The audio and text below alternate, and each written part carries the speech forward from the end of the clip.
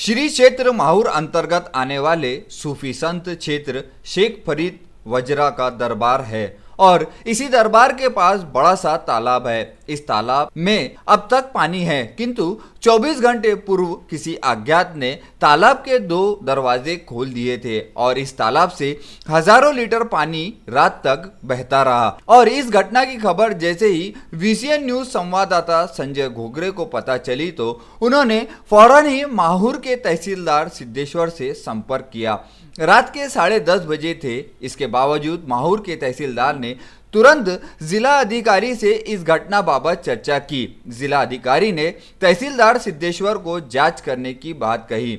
अब रात का समय होने के बावजूद तहसीलदार सिद्धेश्वर ने अपने कर्तव्य को प्रथम स्थान देकर रात ही में घटनास्थल पर जाने का फैसला लेते हुए साथ में VCN टीम को भी लेकर वहां पहुंचे और रात में ही तालाब के दोनों दरवाजे बंद किए।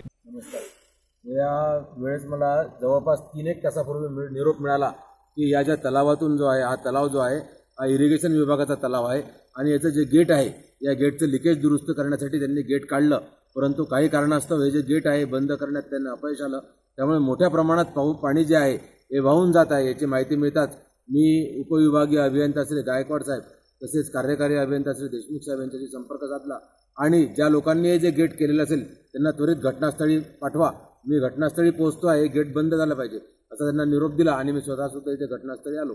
आपल्याला दिसतच असेल की आता हे गेट त्यांनी लावलेलं आहे आणि हा जो पाणी आहे परंतु पाणी मात्र लाखो लिटर पाणी मोठ्या प्रमाणात वाया गेलेलं आहे, तरी उर्वरित पाणी वाचवण्यात आपल्याला यश आलेलं आहे।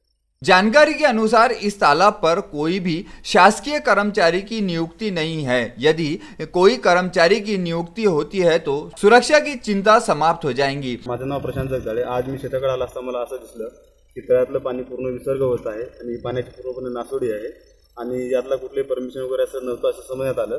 त्यानंतर मी आपले पत्रकार श्री संजय घोगरे यांना मी संपर्क केला असता त्यांनी मला ही माहिती मी त्यांना कळवली। त्यानंतर यांची पूर्ण टीम इथं हजर झाली। त्यानंतर इथं हा कोणतरी गेट बंद केलेला आहे।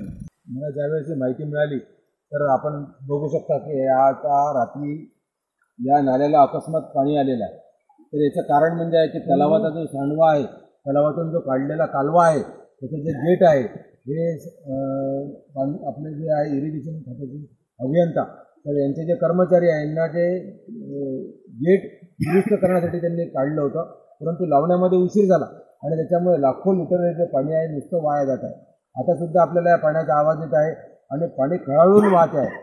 तर माझी या सर्व अभियंता मंडळींना आणि पाटबंधारे विभागाच्या अधिकाऱ्यांना एक विनंती राहील की किमान पावसाळा लागेपर्यंत आपल्याला हे जे पाणी आहे हे आपल्याला निर्धाराने वाचवायचं आहे, कारण हे जर पाणी वाचू तर आपण वाचू आणि माहूर तालुका जो आहे हा दुष्काळाच्या याच्यात होरपळतो आहे। त्यामुळे हे जे पाणी आहे हे वाचवणं आपल्याला अत्यंत गरजेचं आहे। हो, हे जे आहे हे जर गेट लागलं नाही किंवा लिकेजेस जे असतील याची उपाययोजना जी आहे हे मी म्हणेल की जिथे जिथे गेट आहे त्या सर्व अधिकाऱ्यांनी आपली जबाबदारी ओळखून जर गेट बंद नाही झाले किंवा ते होल्स जे आहेत ते कशा पद्धतीने बंद करावे हे याची कृपया सावधानता बाळगावी एवढी माझे त्यांना आवाहन आहे।